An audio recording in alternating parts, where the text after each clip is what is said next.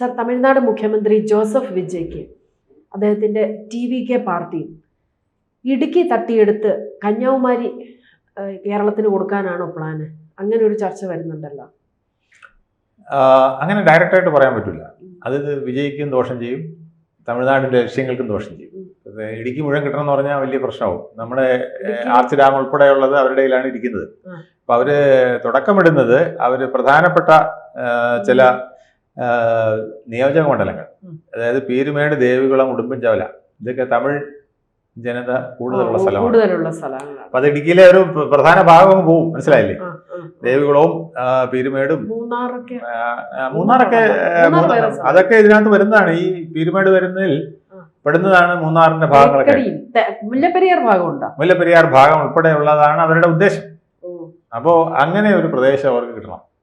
ചുരുക്കി പറഞ്ഞാൽ ഇടുക്കി മൊത്തം അവർക്ക് കിട്ടണം എന്നുള്ളത് തന്നെയാണ്. പക്ഷെ അങ്ങനെ പറയുന്നില്ല. ഞങ്ങളുടെ ജനങ്ങൾ കൂടുതലുള്ള ദേവികുളം, പീരുമേട്, ഉടുമ്പൻചോലയൊക്കെ കിട്ടണം എന്നുള്ളത് ഇൻഡയറക്റ്റ് ആയിട്ട് ഇങ്ങനെ പ്രദർശിപ്പിച്ചു കൊണ്ടുവരികയാണ്. അത് ഈ മുല്ലപ്പെരിയാറിനെ കണക്ട് ചെയ്ത് കൊണ്ടൊക്കെയാണ് പറയുന്നത്. മുല്ലപ്പെരിയാറിന്റെ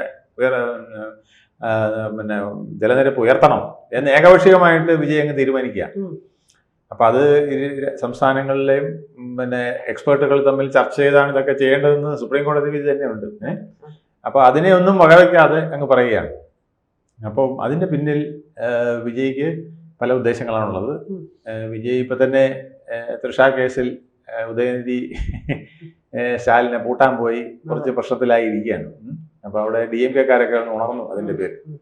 അപ്പൊ അതും കാവേരി വെള്ളം ആണെന്നാണ് പറയുന്നത്. വെള്ളം വരാത്തതെന്നും ചോദിച്ചത് കാവേരി വെള്ളത്തിന്റെ പ്രശ്നമാണെന്നാണ് പറയുന്നത്. എന്നാൽ വെള്ളം താ പിടിച്ചു ആവശ്യത്തിന് എന്നുള്ള രീതിയിൽ ഒരു പുതിയ തന്ത്രവുമായിട്ടാണ് വിജയ് നിൽക്കുന്നതെന്നാണ് മനസ്സിലാക്കുന്നത്. അപ്പോൾ മുല്ലപ്പെരിയാറിലെ വെള്ളം ഇഷ്ടം പോലെ നമുക്ക് കിട്ടണം. ഒപ്പം ഞങ്ങളുടെ ആളുകൾ കൂടുതൽ താമസിക്കുന്ന ഉടുമ്പൻചോല, ദേവികുളം, പീരുമേടൊക്കെ ഞങ്ങൾക്ക് വാങ്ങി കിട്ടണം എന്നുള്ള രീതിയിലേക്ക് വന്നിരിക്കുകയാണ്. എൻ്റെ പിന്നിലൊരു കാരണമുണ്ട്. ഈ അപ്പൊ അഥവാ ഇതെങ്ങനെ വിട്ടിട്ട് കിട്ടണം എന്ന് പറഞ്ഞാൽ നമ്മൾ വേറെ ചോദിക്കില്ലേ? ഇത് തരികയാണെങ്കിൽ ഞങ്ങൾക്ക് വേറെ ഏത് തരും പകരം. അപ്പൊ അങ്ങനെയാണെങ്കിൽ നിങ്ങൾ നാർകോയിലും പിന്നെ കന്യാകുമാരി എടുത്തോന്ന് പറഞ്ഞാൽ വിജയുടെ വളരെ ഇത് എളുപ്പമുള്ള കാര്യമൊന്നുമല്ല. പക്ഷേ നിങ്ങളെ പിന്നെ മലയാളികൾ കൂടുതലുള്ള സ്ഥലങ്ങൾ അത് അവിടേക്കാണല്ലോ വരുന്നത്. അതിൽ കുറച്ച് ഭാഗം നിങ്ങളും എടുത്തോന്ന് പറയും. അതിന്റെ കാരണം TVK കഴിഞ്ഞ തവണ നാഗർകോവിലിൽ നിന്നിട്ടും സീറ്റൊന്നും കിട്ടിയില്ല. കെട്ടിവെച്ച കാശ് പോലും കിട്ടാത്ത വിധത്തിൽ വലിയ പരാജയങ്ങളുണ്ടായി. തമിഴ്നാട് കന്യാകുമാരിയിൽ അതുപോലെ തന്നെ 6 സീറ്റുള്ളതിൽ 5 DMK-യും 1 ADMK-ആണ് കൊണ്ടത്. TVK-ക്ക് ഒന്നും കിട്ടില്ല. അവിടെ കിടന്ന് ഒരുപാട് മറിഞ്ഞതാണ് വിജയ്. പക്ഷെ വിജയ്ക്ക് ഒരു ഗുണം കിട്ടിയില്ല. അപ്പോ ഈ ഇടുക്കി കിട്ടിയാൽ വലിയ പ്രയോജനമുണ്ട്. ഇടുക്കിയിൽ തമിഴ് വംശജർ ഉണ്ടെന്ന് മാത്രമല്ല, റിസോഴ്സസ് കൂടുതലാണ്, പിന്നെ ജലം ധാരാളമുള്ള സ്ഥലമാണ്,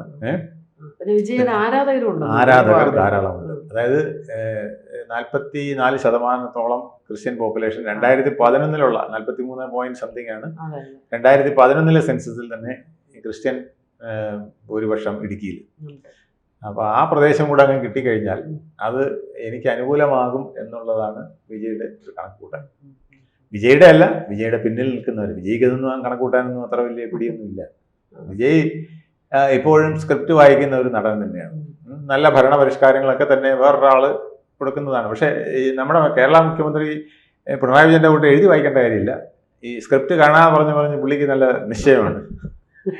സിനിമയ്ക്ക് ലോങ് ഡയലോഗുകളൊക്കെ കാണാതെ പഠിച്ച് പറഞ്ഞ് മെമ്മറി ഭയങ്കര ഷാർപ്പാണ്. അതുകൊണ്ട് ഒരു സാധനം കിട്ടിയാൽ ഒന്ന് വായിച്ചിട്ട് പേപ്പർ എടുത്താൽ കളയും. എന്നിട്ട് സ്വന്തം വായിൽ നിന്ന് വരുന്ന പോലെ അങ്ങ് തട്ടും. അതിന് വിജയ്ക്ക് നല്ല കഴിവുണ്ട്, മനസ്സിലല്ലേ? വിജയ് ഇതുപോലെ പലരിൽ നിന്നും അഡ്വൈസ് കിട്ടുന്നുണ്ട്. അഡ്വൈസുകളെല്ലാം ഉപയോഗിച്ച് നല്ല രീതിയിൽ താങ്ങിക്കൊണ്ടിരിക്കുകയാണ്. അത് ഒരു അഡ്വൈസ് മാത്രമേ തെറ്റിപ്പോയുള്ളൂ.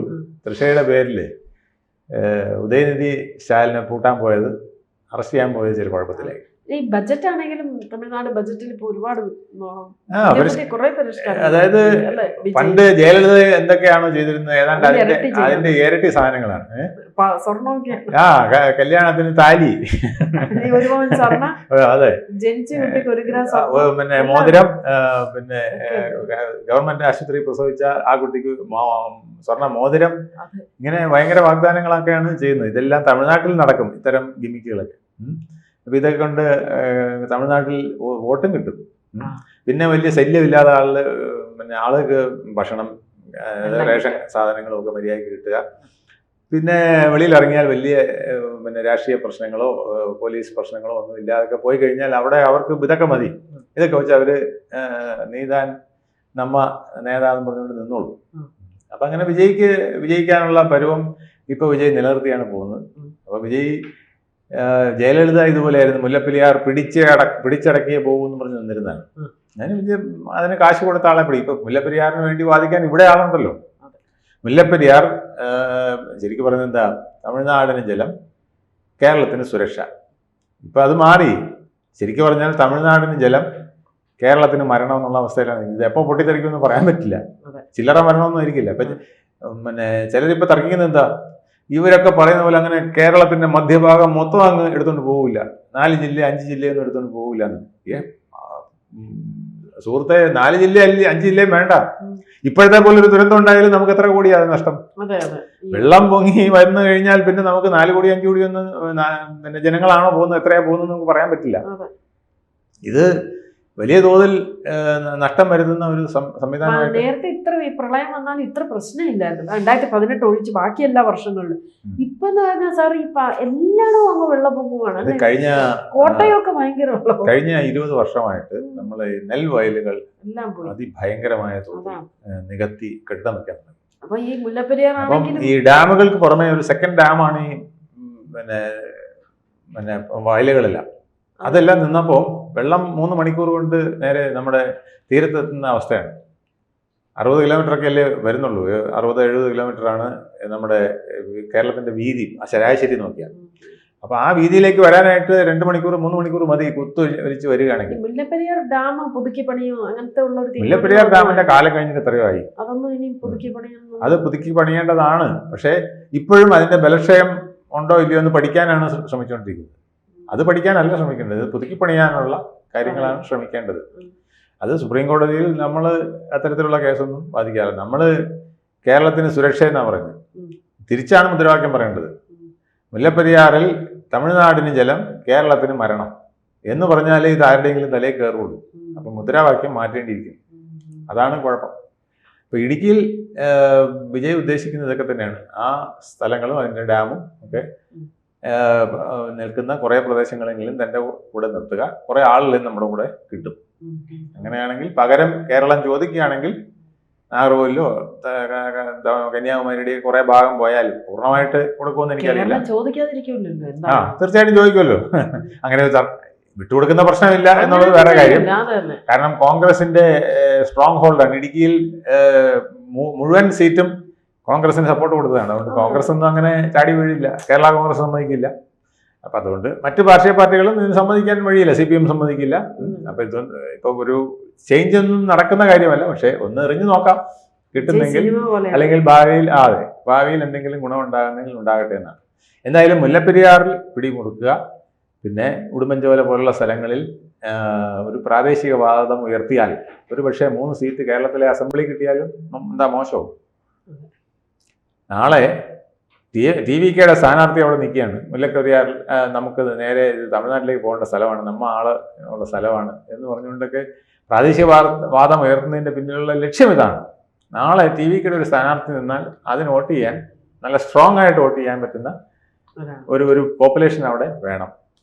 ആ പോപ്പുലേഷൻ ഇപ്പോൾ ഉള്ളത് ഇപ്പോൾ CPMന്റെ കൂടെയും തോട്ടം തൊഴിലാളി എന്നുള്ള നിലയ്ക്ക് അവിടുത്തെ CPIയുടെ കൂടെയൊക്കെയാണ് നിൽക്കുന്നത്. അപ്പോൾ അതിൽ നിന്ന് പിടിച്ചെടുത്ത് ഇപ്പോൾ കോൺഗ്രസ്സുകാരാണ് കൂടുതൽ ജയിച്ചത് അവിടെ. ഇത്തവണ കോൺഗ്രസ്സുകാർക്കാണ് വിജയം ഉണ്ടായത്. സേനാപതി വേണുവിനെ പോലുള്ളവരൊക്കെ അവിടെ നിന്ന് MLA ആഗ്രഹിച്ചു. അപ്പോൾ അതുകൊണ്ട് ഇപ്പോൾ ഇച്ചിരി മാറ്റം വന്നിട്ടുണ്ട്. എന്നാൽ അതുകൊണ്ട് കോൺഗ്രസും വിട്ടുകൊടുക്കില്ല, CPM വിട്ടുകൊടുക്കില്ല. പക്ഷേ വിജയ് കാലേ കൂട്ടി, അല്ലെങ്കിൽ വിജയുടെ പിന്നിൽ നിൽക്കുന്നവർ ഒരു ഏറെറിഞ്ഞതാണ്. കൂടുതൽ വാർത്തകളും വിശേഷങ്ങളും നിങ്ങളിലേക്ക് എത്താൻ ABC മലയാളം സബ്സ്ക്രൈബ് ചെയ്യുക, ബെൽ ബട്ടണും അമർത്തുക.